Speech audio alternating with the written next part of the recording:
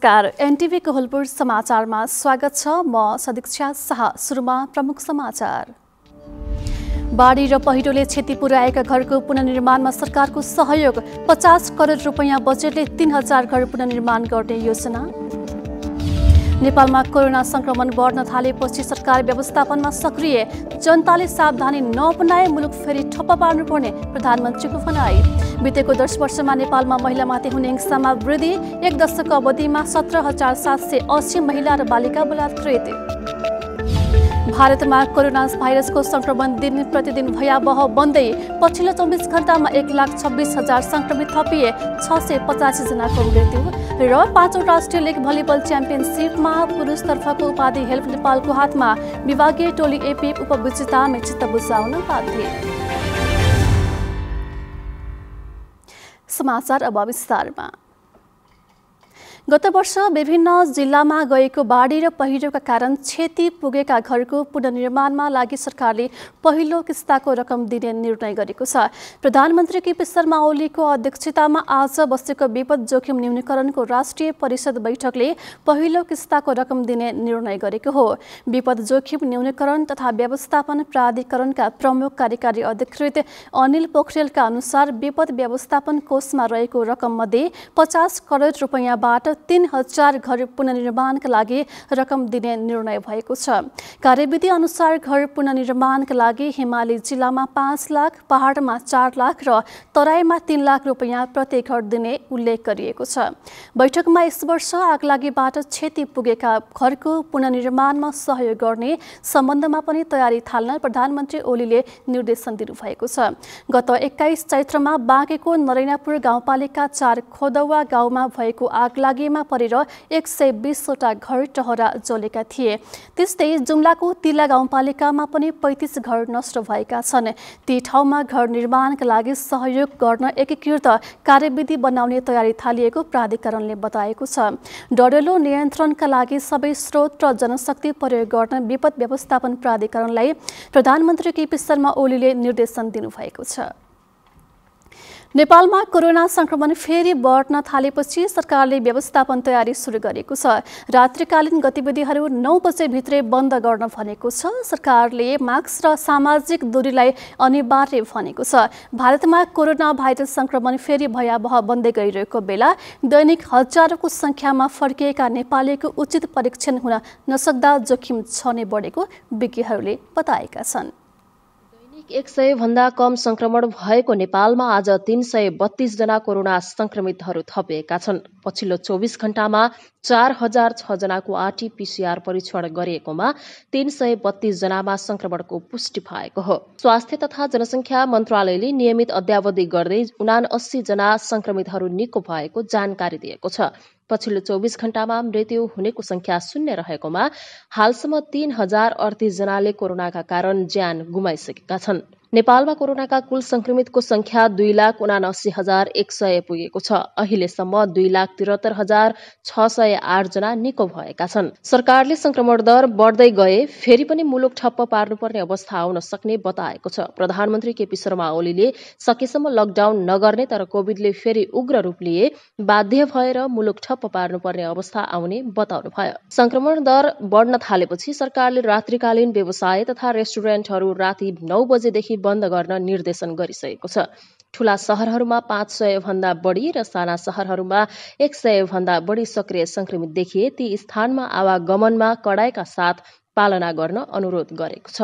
बढी भीड़भाड़ र जोखिम बढ्न सक्ने स्थानहरू शपिङ मल, नाचघर, cinema hall, party palace, health club, swimming pool लगायत क्षेत्र, मन्दिर तथा धार्मिक स्थानहरू हालको परिस्थितिलाई मध्यनजर गर्दै जनस्वास्थ्यका मापदण्डहरू कडाइका साथ पालना गर्न सूचनामा उल्लेख गरिएको छ। यसैबीच पहिलो चरणमा जुन कम्पनीको खोप लगाएको हो, दोस्रो चरणको डोजको मात्रा पनि सोही कम्पनीको लगाउन स्वास्थ्य मन्त्रालयले आग्रह गरेको छ। हाल नेपालमा भारतबाट ल्याइएको कोभिसिल्ड कम्पनीको खोपको पहिलो चरण सकिएको छ। बाँकी डोज पनि सोही कम्पनीको लगाउनु पर्नेछ। भर्खरै मात्र नेपालमा चीनबाट पनि सेरोभेल कम्पनीको खोप ल्याइएको छ। अन्जु चौधरी, एनटिभी कोहलपुर।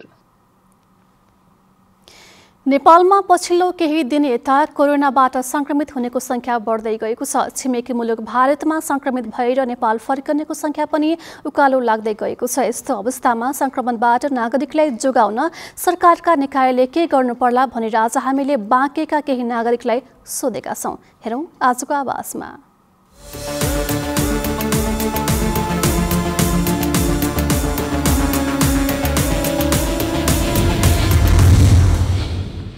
अब फेरि यो कोरोना संक्रमित बढेको छ भन्ने यो हल्ला सुनेपछि अब बेलैमा सरकारले के गर्नुपर्छ भने स्थानीय सरकारले आफ्नो स्थानमा आफ्नो स्थानीय तहहरूबाट अनि प्रशासन लगाएर हुन्छ कि अब कुनै अब के अरे यो युवा शक्ति परिचालन गरेर हुन्छ कि कसरी हुन्छ। अब बेलैमा यो सेनिटाइजर युज गर्ने, मास्क लगाउने कार्यक्रमहरू यस्तोहरू चाहिँ व्यापकमा सबैलाई यसो गर्नुस् भनेर चेतना दिँदै जानु पर्यो। अनि नगर्नेलाई पनि कुन किसिमले हुन्छ त्यसलाई कारबाही गर्ने प्रक्रिया पनि अगाडि बढायो भने बेलैमा सचेत भयो भने सचेत भइन्छ कि सबैलाई कोरोना संक्रमित कम हुन्छन् कि। आवत जावतमा चाहिँ अब निगरानी गर्नु पर्यो। अब हजुरको अब भन्सारतिर भयो, अब यता अब यातायात सवारी साधनतिर अब सबैतिर अलिकति अब हरेकका अब चेतनामूलक अब सन्देशहरू दिएर हुन्छ कि अब स्थानीय प्रतिनिधिहरूलाई परिचालन गरेर हुन्छ कि। अनि अब मूल रूपमा चाहिँ अब स्थानीय निकायहरूले नै चाहिँ बढी नै पहल गर्नुपर्छ जस्तो लाग्छ मलाई।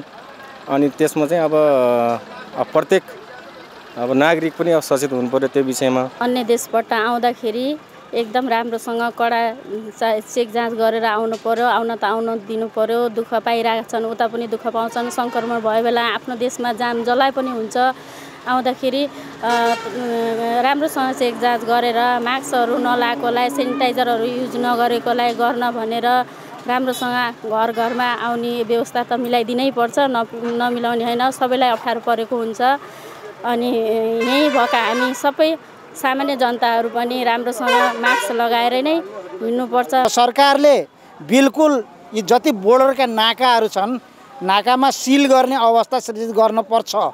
बिल्कुलै पर्छ सरकारले। र हरेक ठाउँमा अब स्थानीय तहहरूमा पनि जसरी पहिल्यै अलिकति प्रभावित रूपसँग सञ्चालन गरेका थियौँ, अझ त्योभन्दा पनि बढी सञ्चालन गर्नुपर्ने हुन्छ। सरकारको दायित्व हो त्यो र सरकारले गर्नुपर्छ भने हामी आम पब्लिकले पनि सचेत रहन जरुरी छ। आरओसीबाट आउने क्रममा जो भइरहेछ तपाईँको अलिकति हामीले कडाइ गर्नुपर्ने र आइसकेपछि तपाईँको सकेसम्म पुनः तपाईँको क्वारेन्टाइनको व्यवस्था उहाँहरूलाई चेक जाँच गरेर मात्रै र अलिकति हाम्रो यहाँ तपाईँको स्थानीय भनौँ गाउँलेहरूको अलिकति तपाईँको हेलचाक्री पनि छ होइन। व्यक्तिगत रूपमा नागरिकले नै सचेत हुनुपर्ने अवस्था छ। सबभन्दा पहिलो कुरा सरकारले के गर्छ? सरकारले गएर भिड पन्साइदिने, सरकारले गएर मुखमा मास्क लगाइदिने, सरकारले गएर औषधि खुवाइदिने होइन। खास गरी म नागरिक भएको हैसियतले म भिडबाट जाँदैछु अथवा म रोगी छु अथवा मलाई रोग लाग्दैछ भन्ने कुरा म आफै सचेत हुनुपर्छ भन्ने सबभन्दा पहिला कुरा हो। र नागरिकले बुझ्ने कुराहरू बुझेन र सरकारलाई मात्रै दोष दियो भनेदेखि त्यो कुरा अनर्थ हुन्छ। र सरकारले पनि स्वास्थ्यका मापदण्डहरूमा हुनुपर्ने कुरा जस्तै नाकामा कडाइका कुराहरू छन्, विदेशबाट आएती मान्छेहरूको चाहिँ चेक जाँच गरेर स्वास्थ्य परीक्षणका कुराहरू छन्। त्यस पश्चात रोग पत्ता लागिहाल्यो र कोरोना भएकै छ भनेदेखि त्यसलाई सुरक्षा कसरी दिने अथवा त्यसलाई स्वास्थ्य सुरक्षा कसरी दिने अथवा त्यसलाई चाहिँ स्वास्थ्य सुविधाहरू कसरी दिने, त्यसलाई क्वारेन्टाइनका व्यवस्थाहरूदेखि लिएर अन्य व्यवस्थाहरू गर्नुपर्ने कुराहरू आफ्नो ठाउँमा छ।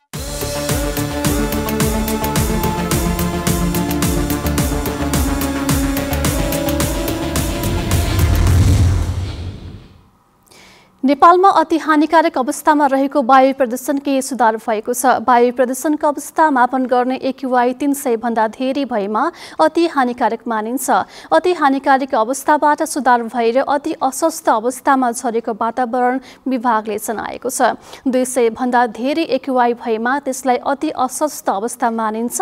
अहिले नेपालको AQI 234 मापन गरिएको छ। वायु प्रदूषण कम हुँदै गएको भए पनि घर बाहिर निस्किँदा स्वास्थ्य सावधानीका उपायहरू अपनाउन चिकित्सकहरूले आग्रह गरिरहेका छन्। यो प्रदूषणले श्वास प्रश्वासमा गम्भीर समस्या उत्पन्न गराउने र दीर्घ रोगीहरू बढी प्रभावित हुने भएकोले त्यस्ता व्यक्तिहरू घरभित्रै रहन चिकित्सकहरूले आग्रह गरेका हुन्। अहिले नेपालसहित भारतको नयाँ दिल्ली, चीनको सिनयाङ, साउदी अरेबियाको रियाद र पाकिस्तानको कराची लगायतका सहरमा प्रदूषण बढेको छ।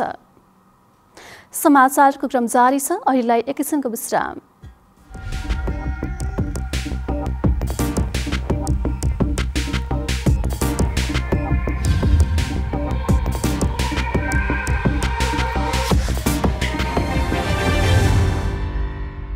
लगानी सम्मेलन 2078 सम्बन्धी सूचना।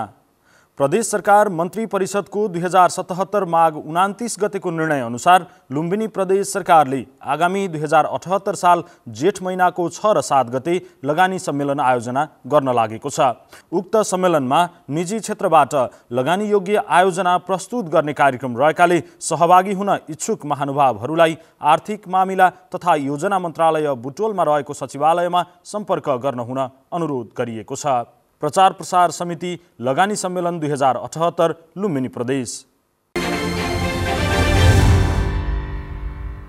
विश्रामपछि समाचारमा पुनः स्वागत छ। अब बाँकी समाचार। विगत 10 वर्षको तथ्याङ्कमा नेपालमा महिला हिंसा बढेको देखिएको छ। यस अवधिमा 17,780 महिला तथा बालिका बलात्कृत भएका छन्। प्रत्येक वर्ष औसत 20% का दरले बलात्कारका घटना बढेको देखिएको छ। नेपाल प्रहरीका अनुसार गत आर्थिक वर्षमा 2144 वटा बलात्कार र 687 वटा बलात्कार प्रयासका घटनाको उजुरी दर्ता भएको देखिन्छ। कोरोना महामारीको समयमा 2076 चैत्रदेखि 2077 भदौसम्म देशभर 1221 जनामाथि बलात्कार भएको छ। औसत दैनिक 7 जना महिला बलात्कृत भएका छन्। त्यस्तै अनौपचारिक क्षेत्र सेवा केन्द्र इन्सेक र ओरेक नेपालको अभिलेखले पनि महिला तथा बालिकामाथि हिंसा बढेको उल्लेख गरेको छ। शारीरिक, मानसिक, यौनजन्य यातना, विभेद, असमानता र अन्यायका कारण महिला हिंसा बढेको यस क्षेत्रमा क्रियाशील व्यक्तिहरूको भनाइरहेको छ। समाजमा व्याप्त पितृसत्तात्मक सोच, अन्धविश्वास, पुरातन संस्कार एवं परम्परा, लैङ्गिक असमानता, आर्थिक परनिर्भरता र गरिबी नै महिलामाथि हिंसा हुनुका प्रमुख कारणहरू रहेको पाइएको छ। आगामी जेठ र असारमा हुने राष्ट्रिय जनगणनामा पहिलो पटक वित्तीय क्षेत्रको पहुँच, ऋण खाता सञ्चालन र सरकारी अनुदानमा बनेका घर संरचनाको समेत तथ्याङ्क सङ्कलन गरिने भएको छ। अन्य उमेर समूहका साथै 15 देखि 49 वर्ष उमेर समूहका महिलाको मृत्युको अवस्था, देशमा अनुपस्थित नेपाली नागरिक, पुर्खाको भाषा र अपाङ्गता सम्बन्धी विस्तृत विवरण समेत सङ्कलन गर्ने तयारी भइरहेको छ। जनगणनाका लागि वैशाख 26 देखि जेठ 14 गतेसम्म घर परिवारको सूचीकरण गर्ने तयारी छ। गणना कार्य आगामी जेठ 25 देखि असार 8 गतेसम्म सञ्चालन हुँदैछ। राष्ट्रिय जनगणना देशभरका घर दैलोमा निश्चित समयभित्र पुगे सबै घर, परिवार तथा व्यक्तिको विवरण सङ्कलन गर्ने र सङ्कलित तथ्याङ्कको प्रशोधन एवं प्रकाशन गर्ने बृहत राष्ट्रिय कार्यक्रम रहेको छ।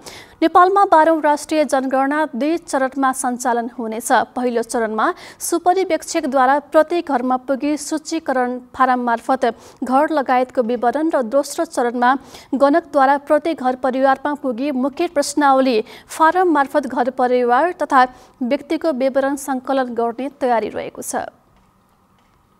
गृह मन्त्रालयको राष्ट्रिय परिचय पत्र तथा पञ्जीकरण विभागले वैशाख 1 गतेदेखि व्यक्तिगत घटना दर्ता अभियान सञ्चालन गर्ने भएको छ। 16 गतेसम्म अभियान सञ्चालन हुने विभागले जनाएको छ। विभागले जन्म, मृत्यु, बसाइसराई, सम्बन्ध विच्छेद र विवाह दर्ताको घटना दर्ता अभियान देशभर सञ्चालन गर्न थालेको हो। व्यक्तिगत घटना दर्ताको महत्त्व प्रचार प्रसार गर्ने उद्देश्यले वैशाख 1 गतेदेखि 7 गतेसम्मलाई व्यक्तिगत घटना दर्ता सप्ताह मनाउन लागि विभागका महानिर्देशक जितेन्द्र बस्नेतले बताउनुभयो। सरकारले 2080 सालसम्ममा जन्म दर्ता 100% पुर्याउने र अरू व्यक्तिगत घटना दर्तामा उल्लेख्य वृद्धि गर्ने अन्तर्राष्ट्रिय प्रतिबद्धतालाई सहयोग पुर्याउन पनि अभियान सञ्चालन गर्न थालिएको विभागले जनाएको छ। अभियान सञ्चालनका लागि 753 पालिकामा नै सर्कुलर जारी गरिएको विभागले जनाएको छ। विभागले आफ्नो ओडा अथवा पाएक पर्ने शिविरमा गएर व्यक्तिगत घटना दर्ता गर्न आग्रह समेत गरेको छ।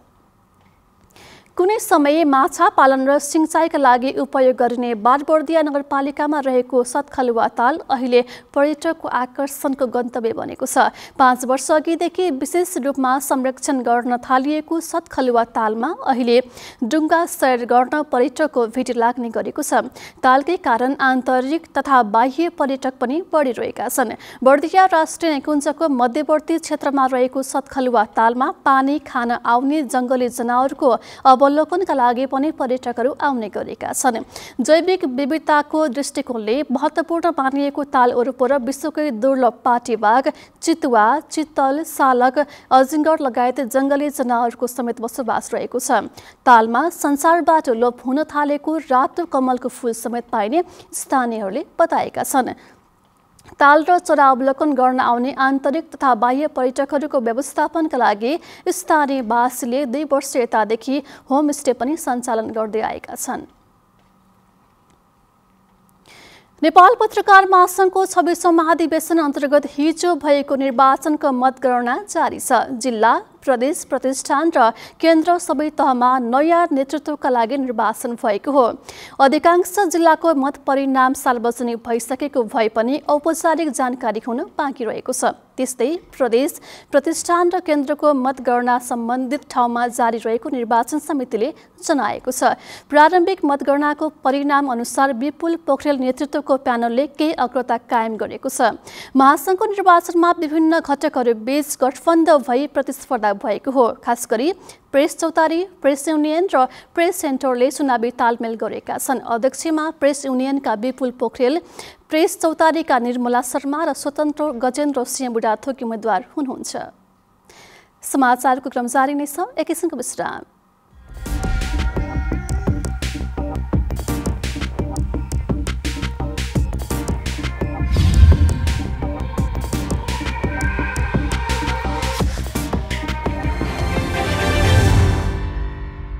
आगलागी हुनबाट सावधान हुने बारे आन्तरिक मामिला तथा कानुन मन्त्रालयको जनहितमा जारी सन्देश। यस वर्ष लामो खडेरीका कारणले देशभरि आगलागीको प्रकोप बढेको र ठूलो मात्रामा जनधनको क्षति भएको हुँदा निम्न उपायहरू अपनाई आगलागी हुनबाट बच्न र बचाउन हुन आन्तरिक मामिला तथा कानुन मन्त्रालय सबैमा हार्दिक अनुरोध गर्दछ। खेतबारीमा सरसफाई तथा झाडी हटाउन आगो लगाउने काम तत्कालै रोकौं। यसरी खेतबारीमा लगाएको आगो वन क्षेत्रमा पुगेमा अनियन्त्रित भई ठूलो जनधनको क्षति हुन सक्छ। सुक्खा मौसममा खुला ठाउँमा आगो नबालौं। आगो बाल्दा होशियार रहौं र काम सकिएपछि आगोलाई राम्रोसँग निभाऊ। सलाई, लाइटर जस्ता वस्तुहरू बालबालिकाबाट टाढा एवं सुरक्षित स्थानमा राखौं। पेट्रोल, डिजेल, ग्यास, मट्टीतेल जस्ता प्रज्वलनशील पदार्थहरू सुरक्षित स्थानमा मात्र राखौं। चुरोटका बलेका ठुटा जथाभावी नफालौं तथा राको बालेर नहिडौं। वन क्षेत्रमा बाटोको दायाँ बायाँ रहेका सुक्खा पात पतिङ्गर, सल्ली पिरल हटाई सफा राखौं। आगलागी भइहालेमा सम्बन्धित स्थानीय तह र स्थानीय सुरक्षा निकायमा खबर गरौं। आफू सुरक्षित भई आगो निभाउन सहयोग गरौं। प्रदेश सरकार, आन्तरिक मामिला तथा कानुन मन्त्रालय, लुम्बिनी प्रदेश। धार्मिक, पुरातात्विक, ऐतिहासिक र प्राकृतिक सम्पदाले भरिपूर्ण अनि विभिन्न कला र संस्कृतिले भरिएको नेपाल।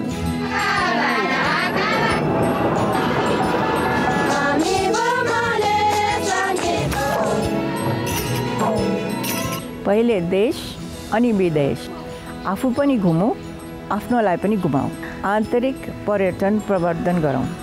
आन्तरिक पर्यटन समृद्ध नेपालको बलियो आधार। सामाजिक सचेतनाका लागि नेपाल टेलिभिजन। तपाईँ एनटिभीको होलपुर हेर्दै हुनुहुन्छ। अब बाँकी समाचार। मुगुको सोरु गाउँपालिकाकी 9 वर्षीय बालिकाको हत्या आरोपमा प्रहरीले एकजनालाई पक्राउ गरी सार्वजनिक गरेको छ। जिल्लाको सोरु गाउँपालिका 8 तारा पानीमा चैत्र 21 गते हराएकी 9 वर्षीय बालिका लक्ष्मी चौलागाईको 23 गते कर्णाली नदीमा मृत भेटिएकी थिइन्। घटनाको अनुसन्धानबाट जिल्ला प्रहरी कार्यालय मुगुले ठोस प्रमाणका आधारमा दोषी ठानेर सार्वजनिक गरेको छ। कराउने गर्ने मनसायले समात्न खोज्दा बालिकाले प्रतिकार गर्ने क्रममा 20 वर्षीय प्रवेश रावलले धक्कलेर टाउकोमा चोट लागि बेहोस भएपछि कर्णाली नदीमा फालेको अभियुक्तले बयानमा स्वीकारेको प्रहरी नायब उपरीक्षक चित्रबहादुर भट्टराईले बताउनुभयो। प्रहरीले घटना भएको 4 दिनभित्र अभियुक्तलाई पक्राउ गर्न सफल भएको छ। सामुदायिक विद्यालयको शिक्षा सुधार गर्ने उद्देश्यले अर्घाखाँचीको सन्धिखर्क नगरपालिकाले नगर प्रमुखहरूसँग विद्यार्थी कार्यक्रम सञ्चालन गरेको छ। यो कार्यक्रममा नगर प्रमुखले विद्यार्थीलाई भेटेर शिक्षाका समस्या र समाधानका लागि छलफल गर्न लागि हो।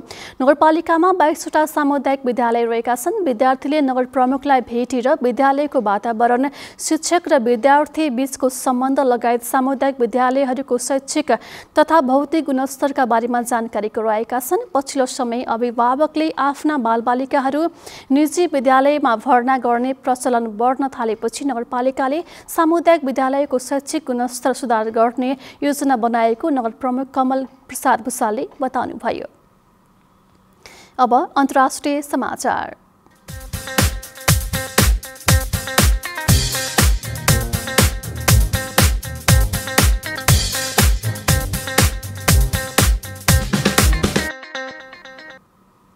भारतमा कोरोना भाइरसको संक्रमण दिन प्रतिदिन भयावह बन्दै गएको छ। संक्रमणको पहिलो लहर यसअघिको भन्दा 2 गुणाले बढिरहेको छ। भारतको स्वास्थ्य तथा परिवार कल्याण मन्त्रालयका अनुसार पछिल्लो 24 घण्टामा 1,26,789 जनामा संक्रमण पुष्टि भएको छ, जुन कोरोना महामारी सुरु भए ताकै सबैभन्दा बढी हो। त्यस्तै पछिल्लो 24 घण्टामा भारतमा थप 685 जनाको कोरोनाले मृत्यु भएको छ। यो सँगै भारतमा कोरोनाले मृत्यु हुनेको संख्या 1,66,662 पुगेको छ। त्यस्तै भारतमा अहिलेसम्म 1,29 लाख भन्दा बढीमा संक्रमण पुष्टि भएको छ। त्यस्तै संक्रमण पुष्टि भएका मध्ये 1,18 लाख भन्दा बढी निको भएका छन्। म्यानमारमा भइरहेको प्रदर्शनमा सैन्य सरकारको दमनबाट ज्यान गुमाउनेको संख्या 580 नागेको छ। बुधबार एकै दिन 13 जनाको ज्यान गएसँगै ज्यान गुमाउनेको संख्या 580 नागेको हो। अहिलेसम्म ज्यान गुमाउनेहरूमा धेरै जसो युवा अवस्थाका मानिस रहेको राष्ट्रसङ्घीय मानव अधिकार आयोगले जनाएको छ। संयुक्त राष्ट्र सङ्घ महासचिवको कार्यालयले विज्ञप्ति निकालेर सैन्य सरकारले हिरासतमा रहेका नागरिकको समेत हत्या गरेको र प्रदर्शनकारीमाथि चर्को दमन गरेर क्रूर रूप देखाएको बताएको छ। हिंसा चर्किएपछि म्यानमारका कैयौं नागरिक छिमेकी देश थाइल्याण्ड गएका छन् भने धेरै मानिस घर छाडेर ओडारमा बस्न बाध्य भएका छन्। अब आर्थिक समाचार।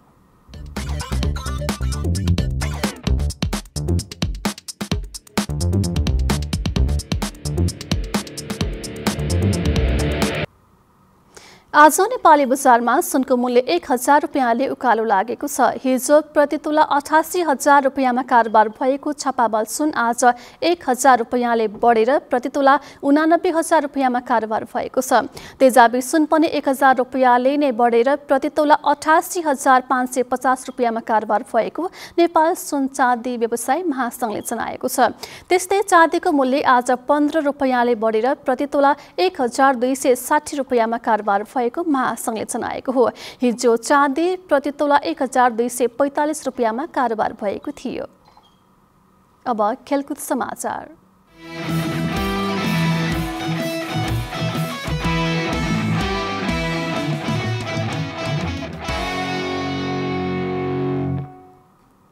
हेल्प नेपाल स्पोर्ट्स क्लबले 5औं राष्ट्रिय लिग भलिबल च्याम्पियनसिपमा पुरुषतर्फको उपाधि जितेको छ। आज भएको फाइनल खेलमा हेल्प नेपालले विभागीय टोली एपीएफलाई सोझो सेटमा पराजित गर्दै च्याम्पियन बनेको हो। गत माघमा भएको क्लब च्याम्पियनसिप पदमा पनि हेल्प नेपालले नै उपाधि जितेको थियो। त्रिपुरेश्वर स्थित राष्ट्रिय खेलकुद परिषदको कवर्ड हलमा भएको फाइनल खेलमा विनीत कुमार सहित 3 भारतीय खेलाडीको साथ पाएको हेल्प नेपालले एपीएफलाई 25-14, 25-20, 25-22 को सोझो सेटमा पराजित गरेको छ। नेपाल भलिबल संघको आयोजनामा भएको प्रतियोगितामा पुरुषतर्फ 7 टिमले प्रतिस्पर्धा गरेका थिए, जसको लिग चरणमा पहिलो र दोस्रो हुँदै हेल्प नेपाल र एपीएफ फाइनलमा पुगेका थिए। हेल्प नेपालले उपाधिसँगै नगद 3 लाख रुपैयाँ र उपविजेता एपीएफले 1,50,000 रुपैयाँ पाएको छ। अब मौसम।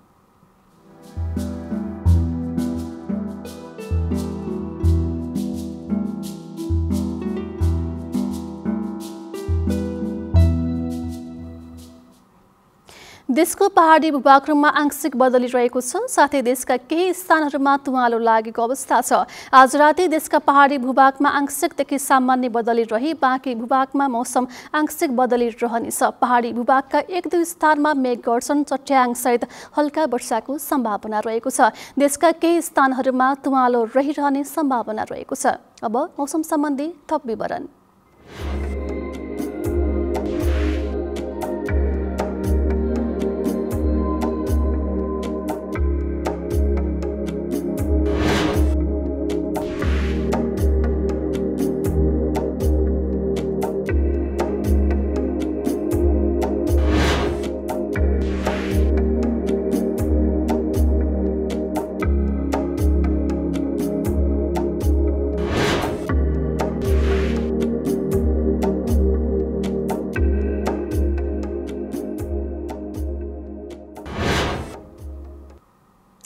समाचारको अन्त्यमा प्रमुख समाचार पुनः एकपटक। बाढी र पहिरोले क्षति पुर्याएको घरको पुनर्निर्माणमा सरकारको सहयोग, 50 करोड रुपैयाँ बजेटले 3000 घर पुनर्निर्माण गर्ने योजना। नेपालमा कोरोना संक्रमण बढ्न थालेपछि सरकार व्यवस्थापनमा सक्रिय, जनताले सावधानी नअपनाए मुलुक फेरि ठप्प पार्नुपर्ने प्रधानमन्त्रीको भनाई। बितेको 10 वर्षमा नेपालमा महिलामाथि हुने हिंसामा वृद्धि, 1 दशक अवधिमा 17,780 महिला र बालिका बलात्कृत। भारतमा कोरोना भाइरसको संक्रमण दिन प्रतिदिन भयावह बन्दै पछिल्लो 24 घण्टामा 1,26,000 संक्रमित थपिए, 685 जनाको मृत्यु। र 5औं राष्ट्रिय लिग भलिबल च्याम्पियनसिप पदमा पुरुषतर्फको उपाधि हेल्प नेपालको हातमा, विभागीय टोली एपीएफ उपविजेतामा चित्त बुझाउन बाध्य। हस् त अहिलेलाई समाचारको सिलसिला यति नै। बिदा दिनुहोस्। नमस्कार।